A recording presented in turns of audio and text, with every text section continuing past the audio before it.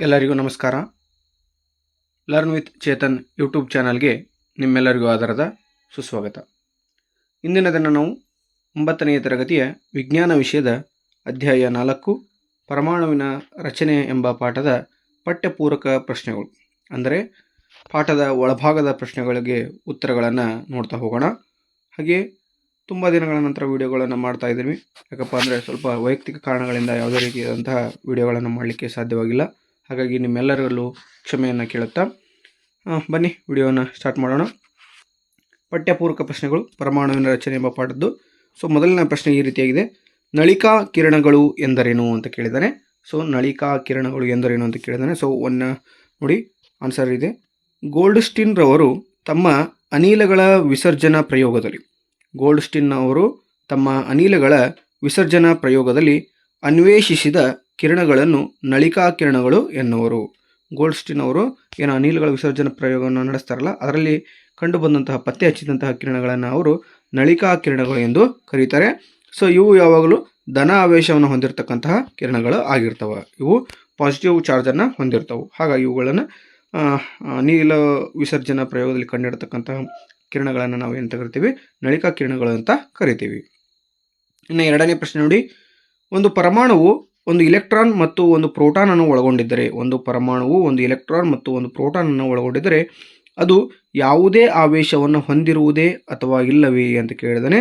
So ಇದು ಯಾವುದೇ ಆವೇಶವನ್ನು ಹೊಂದಿರುವುದಿಲ್ಲ. ಯಾಕಪ್ಪ ಅಂದರೆ ಇದು ಏನಾಗಿರ್ತದೆ? ತಟಸ್ಥವಾಗಿರ್ತದೆ. ನೋಡ್ರಿ, ಒಂದು ಪರಮಾಣು ಈ ಕಡೆ ಇಲೆಕ್ಟ್ರಾನನ್ನು ಹೊಂದೈತಿ, ಈ ಕಡೆ ಪ್ರೋಟಾನನ್ನು ಒಳಗೊಂಡಿದ್ರೆ, ಎರಡನ್ನು ಹೊಂದಿದ್ರೆ ಅಲ್ಲಿ ಯಾವುದೇ ರೀತಿಯಾದಂಥ ಚಾರ್ಜ್ ಇರಲ್ಲ. ಯಾಕೆ? ಕಾನ್ಸ್ಟಂಟ್ ಇರ್ತದೆ, ತಟಸ್ಥವಾಗಿರ್ತದೆ. ಯಾಕಪ್ಪ ಅಂದರೆ ಪಾಸಿಟಿವ್ ಇರ್ತದೆ, ನೆಗೆಟಿವ್ ಇರ್ತದೆ. ಹಾಗಾಗಿ ಇದು ಏನಾಗಿರ್ತದೆ? ತಟಸ್ಥವಾಗಿರುತ್ತದೆ ಅಂತ ಹೇಳ್ಬೋದು. ಇನ್ನು ಮೂರನೇ ಪ್ರಶ್ನೆ ನೋಡಿ: ಥಾಮ್ಸನ್ ರವರ ಪರಮಾಣು ಮಾದರಿಯ ಆಧಾರದ ಮೇಲೆ ಪರಮಾಣುವು ಸಂಪೂರ್ಣವಾಗಿ ತಟಸ್ಥ ಎಂದು ಹೇಗೆ ವಿವರಿಸುವಿರಿ? ನೋಡ್ರಿ, ಜೆ ಥಾಮ್ಸನ್ ಅವರು ಏನು ಪ್ರಯೋಗವನ್ನು ನಡೆಸ್ತಾರಲ್ಲ, ಆ ಒಂದು ಪರಮಾಣು ಮಾದರಿಯ ಆಧಾರದ ಮ್ಯಾಗ ಆ ಒಂದು ಪರಮಾಣುವನ್ನು ನಾವು ತಟಸ್ಥ ಅಂತ ಹೆಂಗೆ ನೀವು ವಿವರಣೆಯನ್ನು ಕೊಡ್ತೀರಿ ಅಂತ ಕೇಳಿದಾನೆ.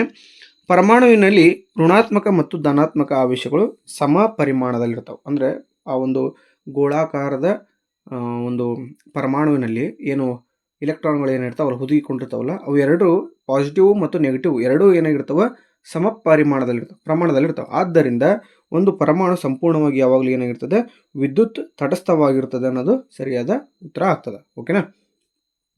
ಇನ್ನು ನಾಲ್ಕನೇ ಪ್ರಶ್ನೆ ನೋಡಿ: ರುದರ್ಫೋರ್ಡ್ ರವರ ಪರಮಾಣು ಮಾದರಿಯ ಆಧಾರದ ಮೇಲೆ ಯಾವ ಉಪಪರಮಾಣೀಯ ಕಣಗಳು ಬೀಜ ಕೇಂದ್ರದಲ್ಲಿ ಇರುತ್ತವೆ? ನೋಡ್ರಿ, ರುದರ್ಫೋರ್ಡ್ ಏನು ಚಿನ್ನದ ಹಾಳೆಯ ಮೂಲಕ ಆಲ್ಫಾ ಕಿರಣಗಳನ್ನು ಹಾಯಿಸ್ತಾನಲ್ಲ, ಆ ಪ್ರಯೋಗ. ರುದರ್ಫೋರ್ಡ್ ರವರ ಪರಮಾಣು ಮಾದರಿಯ ಆಧಾರದ ಮೇಲೆ ಯಾವ ಉಪಪರಮಾಣೀಯ ಕಣಗಳು ಬೀಜ ಕೇಂದ್ರದಲ್ಲಿ ಇರ್ತವೆ ಅಂತ ಕೇಳಿದರೆ ಪ್ರೋಟಾನ್ಗಳು ಅನ್ನೋದು ಸರಿಯಾದ ಉತ್ತರ ಆಗಿರ್ತದೆ. ಪ್ರೋಟಾನ್ಗಳು ಎಂಬ ಉಪಪರಮಾಣೀಯ ಕಣಗಳು ಬೀಜ ಕೇಂದ್ರದಲ್ಲಿ ಇರ್ತವೆ. ಇನ್ನು ಐದನೇ ಪ್ರಶ್ನೆ: ನೀಲ್ ಬೋರ್ಸ್ ರವರ ಪರಮಾಣು ಮಾದರಿಯ ಚಿತ್ರವನ್ನು ಒಂದು ಪರಮಾಣುವಿನ 3 ಕವಚಗಳ ಸಹಿತ ಬಿಡಿಸಿರಿ ಅಂತ ಕೇಳಿದ್ದಾನೆ. ಸೊ ಚಿತ್ರ ಈ ರೀತಿಯಾಗಿದೆ. ನ್ಯೂಕ್ಲಿಯಸ್ ಅಂದರೆ ಬೀಜ ಕೇಂದ್ರ, ಅದರ ಸುತ್ತಲೂ ಕೆ ಶೆಲ್ ಇದೆ, ಅದರ N = 1 ಅಂತ ಕರಿತೇವೆ ನಾವು. ಎಲ್ ಶೆಲ್ ಇದೆ, N = 2. ಎಮ್ ಶೆಲ್ ಇದೆ, N = 3. ಓಕೆ, KLMN ಅನ್ನೋದು ಉಪಕವಚಗಳು ಕವಚಗಳಾಗ್ತವೆ. ಅದ್ರಾಗ SPDF ಅನ್ನೋವು ಉಪಕವಚಗಳಾಗ್ತವೆ. ಓಕೆನಾ? ಈ ರೀತಿಯಾಗಿರ್ತದೆ ನೀಲ್ ಬೋರ್ಸ್ ಅವರ ಅಟಾಮಿಕ್ ಮಾಡೆಲ್. ಇನ್ನು ಆರನೇ ಪ್ರಶ್ನೆ: ಚಿನ್ನದ ಹಾಳೆಯ ಬದಲು ಇತರೆ ಲೋಹದ ಹಾಳೆಯನ್ನು ಬಳಸಿಕೊಂಡು ಆಲ್ಫಾ ಕಣಗಳ ಚದುರುವಿಕೆ ಪ್ರಯೋಗವನ್ನು ಕೈಗೊಂಡಾಗ ನಿಮ್ಮ ವೀಕ್ಷಣೆಗಳು ಯಾವ ರೀತಿ ಇರಬಹುದೆಂದು ಯೋಚಿಸುವಿರಿ? ನೋಡ್ರಿ, ರುದರ್ಫೋರ್ಡ್ ಅವರು ಏನು ಚಿನ್ನದ ಹಾಳೆಯ ಮೂಲಕ ಆಲ್ಫಾ ಕಣಗಳನ್ನು ಹಾಯಿಸುವುದರ ಮೂಲಕ ಏನು ಪ್ರಯೋಗ ಮಾಡಿದ್ರಲ್ಲ, ಅದ್ರ ಬದಲಿ ಚಿನ್ನದ ಹಾಳೆ ಬದಲಿ ಬೇರೆ ಯಾವುದಾದ್ರೂ ಲೋಹದ ಹಾಳೆಯನ್ನು ತೆಗೆದುಕೊಂಡಿದ್ರೆ ನಿಮ್ಮ ಉತ್ತರ ಏನು ಬರಬಹುದಿತ್ತು ಅಂತ ಕೇಳಿದಾನೆ. ಸೊ ಉಳಿದ ಲೋಹಗಳು ಚಿನ್ನದಷ್ಟು ಪತ್ರಶೀಲ ಗುಣವನ್ನು ಹೊಂದಿಲ್ಲ. ಪತ್ರಶೀಲ ಅಂದರೆ ಯಾವುದೇ ಆ ಒಂದು ನಾವು ಚಿನ್ನವನ್ನು ನಾವೇನು ತಗೊಳ್ತೀವಿ, ಅತ್ಯಂತ ತನ್ಯತೆ ಮತ್ತು ಕುಟ್ಯತೆಯನ್ನು ಹೊಂದಿರತಕ್ಕಂತಹ ಲೋಹ ಆಗೈತೆ. ಸುಮಾರು 1 ಗ್ರಾಮ್ ಚಿನ್ನವನ್ನು ಸುಮಾರು 2 ಕಿಲೋಮೀಟರ್ ದೂರದವರೆಗೂ ತಂತಿಯ ರೂಪದಲ್ಲಿ ಎಳಿಬೋದು. ಅಷ್ಟು ತನ್ಯತೆ ಗುಣವನ್ನು ಹೊಂದಿದೆ. ಹಾಗೂ ಅತಿ ಹೆಚ್ಚಿನ ತನ್ಯತೆ ಮತ್ತು ಕುಟ್ಯತೆ ಗುಣವನ್ನು ಹೊಂದಿರತಕ್ಕಂಥ ಲೋಹ ಯಾವುದಾದ್ರೂ ಇದ್ದರೆ ಅದು ಚಿನ್ನ ಮತ್ತು ಬೆಳ್ಳಿ. ಸೊ ಹಾಗಾಗಿ ಚಿನ್ನದಷ್ಟು ಯಾವುದೇ ಲೋಹಗಳು ಪತ್ರಶೀಲ ಗುಣವನ್ನು ಹೊಂದಿಲ್ಲ, ಕುಟ್ಯತೆ ಮತ್ತು ತನ್ಯತೆ ಗುಣವನ್ನು ಹೊಂದಿಲ್ಲ. ಲೋಹದ ಹಾಳೆ ತೆಳುವಾದಷ್ಟು ಉತ್ತಮ ಫಲಿತಾಂಶವನ್ನು ಪಡಿಬೋದು. ಹಾಗಾಗಿ ಚಿನ್ನದ ಹಾಳೆ ಚಿನ್ನ ಅತ್ಯಂತ ತನ್ಯತೆ ಮತ್ತು ಕುಟ್ಯತೆ ಗುಣವನ್ನು ಹೊಂದಿರೋದ್ರಿಂದ ಅದನ್ನೇ ಬಳಸ್ತೇವೆ. ಬೇರೆ ಲೋಹಗಳನ್ನು ತೆಗೆದುಕೊಂಡ್ರೆ ಅವು ಅಷ್ಟೊಂದು ತನ್ಯತೆ ಮತ್ತು ಕುಟ್ಟಿತ ಗುಣವನ್ನು ಜಾಸ್ತಿ ಹೊಂದಿರೋಂಗಿಲ್ಲ, ಕಡಿಮೆ ಪ್ರಮಾಣದಲ್ಲಿ ಹೊಂದಿರ್ತವೆ. 6ನೇ ಪ್ರಶ್ನೆ ಮುಗೀತು. ಇನ್ನು 7ನೇ ಪ್ರಶ್ನೆ ನೋಡಿ, ಪರಮಾಣುವಿನಲ್ಲಿರುವ 3 ಉಪಪರಮಾಣುಯ ಕಣಗಳನ್ನು ಹೆಸರಿಸಿ. ಒಂದು ಪರಮಾಣುವಿನಲ್ಲಿ ಇರ್ತಕ್ಕಂಥ 3 ಉಪಪರಮಾಣುಯ ಕಣಗಳು ಯಾವ್ಯಾವಪ್ಪ ಅಂದರೆ ಒಂದು ಪ್ರೋಟಾನ್, ಇನ್ನೊಂದು ನ್ಯೂಟ್ರಾನ್ ಮತ್ತು ಎಲೆಕ್ಟ್ರಾನ್ ಅನ್ನೋದು ಸರಿಯಾದ ಉತ್ತರ ಆಗಿರ್ತದೆ. 8ನೇ ಪ್ರಶ್ನೆ ನೋಡಿ, ಹೀಲಿಯಂನ ಪರಮಾಣುವಿನ ದ್ರವ್ಯರಾಶಿ 4 ಯೂನಿಟ್ ಮತ್ತು ಕೇಂದ್ರದಲ್ಲಿ 2 ಪ್ರೋಟಾನ್ಗಳಿವೆ. ಅದರಲ್ಲಿರುವ ನ್ಯೂಟ್ರಾನ್ಗಳು ಎಷ್ಟು ಅಂತ ಕೇಳಿದಾನೆ. ನ್ಯೂಟ್ರಾನ್ಗಳ ಸಂಖ್ಯೆ = ರಾಶಿ ಸಂಖ್ಯೆ ಮೈನಸ್ ಪ್ರೋಟಾನ್ಗಳ ಸಂಖ್ಯೆ ಆಗಿರ್ತದೆ. ರಾಶಿ ಸಂಖ್ಯೆ 4, ಪ್ರೋಟಾನ್ಗಳ ಸಂಖ್ಯೆ 2. ಹಾಗಾದರೆ ನ್ಯೂಟ್ರಾನ್ಗಳು 2 ನ್ಯೂಟ್ರಾನ್ಗಳು ಈ ಒಂದು ಹೀಲಿಯಂನ ಪರಮಾಣುವಿನಲ್ಲಿ ಕಂಡುಬರ್ತವೆ. ಇನ್ನು ನೆಕ್ಸ್ಟ್ ನೋಡಿ 9ನೇ ಪ್ರಶ್ನೆ, ಕಾರ್ಬನ್ ಮತ್ತು ಸೋಡಿಯಂ ಪರಮಾಣುವಿನ ಇಲೆಕ್ಟ್ರಾನ್ಗಳ ಹಂಚಿಕೆಯನ್ನು ಬರೆಯಿರಿ ಅಂತ ಕೇಳಿದಾನೆ. ಕಾರ್ಬನ್ನ ಪರಮಾಣು ಸಂಖ್ಯೆ 6, ಹಾಗಾಗಿ ಇಲೆಕ್ಟ್ರಾನ್ ಹಂಚಿಕೆ K = 2, L = 4 ಆಗ್ತದೆ. ಸೊ 1:2:2p2 ಅನ್ನೋದು ಸರಿಯಾದ ಉತ್ತರ ಆಗ್ತದೆ. ಇನ್ನು ಸೋಡಿಯಂನ ಪರಮಾಣು ಸಂಖ್ಯೆ 11, ಇಲೆಕ್ಟ್ರಾನ್ ಹಂಚಿಕೆ K = 2, K ಕವಚದಲ್ಲಿ 2 ಎಲೆಕ್ಟ್ರಾನು, L ಕವಚದಲ್ಲಿ 8 ಎಲೆಕ್ಟ್ರಾನು, ಹಾಗೆ M ಕವಚದಲ್ಲಿ 1 ಎಲೆಕ್ಟ್ರಾನ್ ಇರ್ತದೆ. 10ನೇ ಪ್ರಶ್ನೆ, ಒಂದು ಪರಮಾಣುವಿನಲ್ಲಿರುವ K ಮತ್ತು L ಕವಚಗಳು ತುಂಬಿದರೆ ಪರಮಾಣುವಿನಲ್ಲಿರುವ ಒಟ್ಟು ಇಲೆಕ್ಟ್ರಾನ್ಗಳ ಸಂಖ್ಯೆ ಎಷ್ಟು ಅಂತ ಕೇಳಿದರೆ, ಸೊ ಕವಚಗಳಲ್ಲಿನ ಗರಿಷ್ಠ ಎಲೆಕ್ಟ್ರಾನ್ಗಳ ಸಂಖ್ಯೆ K ಯಲ್ಲಿ 2 ಎಲೆಕ್ಟ್ರಾನ್ಗಳನ್ನು ಮಾತ್ರ ಹಿಡಿಯುತ್ತಿದೆ, L ಅಲ್ಲಿ 8 ಇರ್ತದೆ.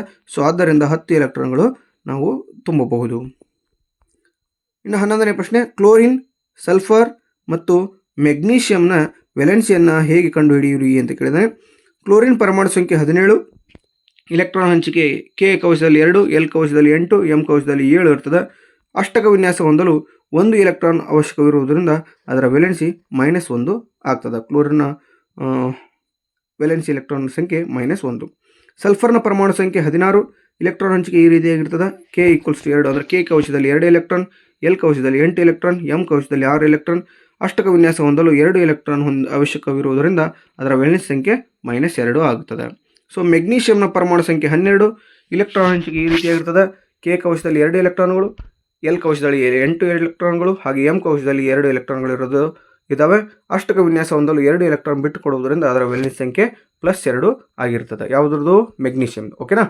ಸೊ 12ನೇ ಪ್ರಶ್ನೆ ನೋಡಿ, ಒಂದು ಪರಮಾಣುವಿನಲ್ಲಿರುವ ಇಲೆಕ್ಟ್ರಾನ್ಗಳ ಸಂಖ್ಯೆ 8 ಮತ್ತು ಪ್ರೋಟಾನ್ಗಳ ಸಂಖ್ಯೆ ಸಹ 8. ಆಗ 1ನೇ ಪ್ರಶ್ನೆ, ಆ ಪರಮಾಣುವಿನ ಪರಮಾಣು ಸಂಖ್ಯೆ ಎಷ್ಟು? ಮತ್ತು 2ನೇ ಪ್ರಶ್ನೆ, ಆ ಪರಮಾಣುವಿನ ಮೇಲಿರುವ ಆವೇಶ ಎಷ್ಟು ಅಂತ ಕೇಳಿದಾನೆ. ಆ ಪರಮಾಣುವಿನ ಪರಮಾಣು ಸಂಖ್ಯೆ 8 ಆಗ್ತದೆ. ಹಾಗೆ 2ನೇ ಪ್ರಶ್ನೆಗೆ ಉತ್ತರ ನೋಡಿ, ಆ ಪರಮಾಣುವಿನ ಮೇಲಿರುವ ಆವೇಶ ಯಾವುದು ಅಂದರೆ 0 ಆಗಿರ್ತದೆ, ತಟಸ್ಥವಾಗಿರ್ತದೆ. ಯಾಕಪ್ಪ ಅಂದರೆ ಪ್ರೋಟಾನ್ ಮತ್ತು ಇಲೆಕ್ಟ್ರಾನ್ಗಳ ಸಂಖ್ಯೆ ಏನಾಗಿರ್ತದೆ? ಸಮನಾಗಿರ್ತದೆ. ಹಾಗಾಗಿ ಆ ಒಂದು ಪರಮಾಣು ಏನಾಗಿರ್ತದೆ? ತಟಸ್ಥ, ಕಾನ್ಸ್ಟಂಟ್ ಆಗಿರ್ತದೆ. 13ನೇ ಪ್ರಶ್ನೆ, ಕೋಷ್ಟಕ 4.1ರ ಸಹಾಯದಿಂದ ಆಮ್ಲಜನಕ ಮತ್ತು ಸಲ್ಫರ್ ಪರಮಾಣುವಿನ ರಾಶಿ ಸಂಖ್ಯೆಯನ್ನು ಕಂಡುಹಿಡಿಯಿರಿ ಅಂತ ಕೇಳಿದಾನೆ. ಆಮ್ಲಜನಕದ ಪರಮಾಣು ರಾಶಿ 16, ಸಲ್ಫರ್ನ ಪರಮಾಣು ರಾಶಿ 32 ಆಗಿರ್ತದೆ. ಸೊ ಟೆಕ್ಸ್ಟ್ ಬುಕ್ಕಲ್ಲಿ ಒಂದು ಕೋಷ್ಟಕ ಇದೆ, ಸೊ ಅದರ ಮೂಲಕ ನಾವು ತಿಳ್ಕೊಬಹುದು. ಇನ್ನು 14ನೇ ಪ್ರಶ್ನೆ, H, D ಮತ್ತು T ಎಂಬ ಸಂಕೇತಗಳಿಗೆ ಪ್ರತಿಯೊಂದರಲ್ಲಿ 3 ಉಪಪರಮಾಣುಯ ಕಣಗಳನ್ನು ಪಟ್ಟಿ ಮಾಡಿ ಅಂತ ಕೇಳಿದಾನೆ. ಸೊ ಹೈಡ್ರೋಜನ್, ಪ್ರೋಟಾನ್, ನ್ಯೂಟ್ರಾನ್ ಮತ್ತು ಎಲೆಕ್ಟ್ರಾನ್. ಹೈಡ್ರೋಜನ್ನಲ್ಲಿ ಪ್ರೋಟಾನ್ ಹೊಂದಿರ್ತದೆ, ನ್ಯೂಟ್ರಾನ್ ಇರಲ್ಲ, ಎಲೆಕ್ಟ್ರಾನ್ ಹೊಂದಿರ್ತದೆ. ಇನ್ನು ಡ್ಯೂಟೇರಿಯಂನಲ್ಲಿ ಪ್ರೋಟಾನ್ ಹೊಂದಿರ್ತದೆ, ನ್ಯೂಟ್ರಾನ್ ಹೊಂದಿರ್ತದೆ, ಎಲೆಕ್ಟ್ರಾನ್ ಕೂಡ ಹೊಂದಿರ್ತದೆ. ಹಾಗೆ ಟ್ರೈಶಿಯಂನಲ್ಲಿ ಪ್ರೋಟಾನ್ 1, ನ್ಯೂಟ್ರಾನ್ 2, ಹಾಗೆ ಎಲೆಕ್ಟ್ರಾನ್ ಕೂಡ ಹೊಂದಿರ್ತದೆ. ಓಕೆನಾ. ಸೊ ನೆಕ್ಸ್ಟ್ ನೋಡ್ತಾ ಹೋಗೋಣ. 15ನೇ ಪ್ರಶ್ನೆ, ಯಾವುದೇ ಒಂದು ಜೊತೆ ಸಮಸ್ಥಾನಿಗಳು ಮತ್ತು ಐಸೋಬರ್ಗಳ ಇಲೆಕ್ಟ್ರಾನಿಕ್ ವಿನ್ಯಾಸವನ್ನು ಬರೆಯಿರಿ ಅಂತ ಕೇಳಿದಾನೆ. ಸಮಸ್ಥಾನಿಗಳಲ್ಲಿನ ಎಲೆಕ್ಟ್ರಾನ್ ಸಂಖ್ಯೆಗಳಲ್ಲಿ ಯಾವುದೇ ಬದಲಾವಣೆ ಇರುವುದಿಲ್ಲ, ಆದ್ದರಿಂದ ಎಲೆಕ್ಟ್ರಾನ್ ವಿನ್ಯಾಸ ಒಂದೇ ಆಗಿರ್ತದೆ. ಐಸೋಬರ್ಗಳಲ್ಲಿ ಎಲೆಕ್ಟ್ರಾನ್ ವಿನ್ಯಾಸ ಬದಲಾವಣೆ ಆಗಿರ್ತದೆ. ಆರ್ಗಾನ್ 1840ರಲ್ಲಿ 2,8,8, ಇನ್ನು ಕ್ಯಾಲ್ಸಿಯಂ 2040ರಲ್ಲಿ 2,8,8,2 ಇವೆರಡು ಉದಾಹರಣೆಗಳಾಗಿರ್ತವೆ. ಸೊ ಇಂದಿನ ದಿನ ನಾವು ಪರಮಾಣುವಿನ ರಚನೆ ಎಂಬ ಪಾಠದಲ್ಲಿ ಪಠ್ಯಪೂರಕ ಪ್ರಶ್ನೆಗಳು ಅಂದರೆ ಪಾಠದ ಒಳಭಾಗದ ಎಲ್ಲ ಪ್ರಶ್ನೆಗಳಿಗೆ ಸರಿಯಾದ ಉತ್ತರಗಳನ್ನು ನಾವು ನೋಡ್ತಾ ಹೋದ್ವಿ. ಈ ವಿಡಿಯೋ ನಿಮಗೆ ಇಷ್ಟವಾಗಿದ್ದರೆ ದಯವಿಟ್ಟು ಲೈಕ್ ಮಾಡಿ, ಶೇರ್ ಮಾಡಿ, ಕಮೆಂಟ್ ಮಾಡಿ, ಹಾಗೆ ಸಬ್ಸ್ಕ್ರೈಬ್ ಮಾಡ್ಕೊಳ್ಳೋದನ್ನು ಮರಿಬೇಡಿ. ಇನ್ನು ಮುಂದೆ ಡೈಲಿ ಕೂಡ ವಿಡಿಯೋವನ್ನು ಮಾಡಲಿಕ್ಕೆ ಪ್ರಯತ್ನ ಮಾಡ್ತೀನಿ. ಡೈಲಿ ವಿಡಿಯೋಗಳನ್ನು ಅಪ್ಲೋಡ್ ಮಾಡೋದ್ರ ಮೂಲಕ ನಿಮ್ಮ ಒಂದು ಅಭ್ಯಾಸಕ್ಕೆ ಸಹಾಯವನ್ನು ಮಾಡ್ತೀನಿ ಅಂತ ಹೇಳ್ತಾ, ಹಾಗೆ ಜನವರಿ 5ನೇ ತಾರೀಕಿಂದ SSLC ಪರೀಕ್ಷೆಗಳು ಸ್ಟಾರ್ಟ್ ಆಗ್ತಾ ಇದ್ದಾವೆ. ಅದರ ಒಂದು ಹಿನ್ನೆಲೆಯಲ್ಲಿ ನಮ್ಮ ಒಂದು ಯೂಟ್ಯೂಬ್ ಚಾನಲಲ್ಲಿ ಡೈಲಿ 10ನೇ ತರಗತಿಯ ವಿಜ್ಞಾನ ಆಗಿರ್ಬೋದು 6 ವಿಷಯದ ಪಾಠಗಳು ಕೂಡ 6 ವಿಷಯದ ವಿಡಿಯೋಗಳು ಕೂಡ ನಿಮಗೆ ಅಪ್ಲೋಡ್ ಆಗ್ತವೆ. ಅವುಗಳ ಒಂದು ಉಪಯೋಗವನ್ನು ಪಡೀರಿ ಅಂತ ಹೇಳ್ತಾ ಇಷ್ಟೊತ್ತು ವಿಡಿಯೋ ನೋಡಿರುತ್ತಾ ನಿಮ್ಮೆಲ್ಲರಿಗೆ ಧನ್ಯವಾದಗಳನ್ನು ತಿಳಿಸ್ತೇನೆ. Thank you so much.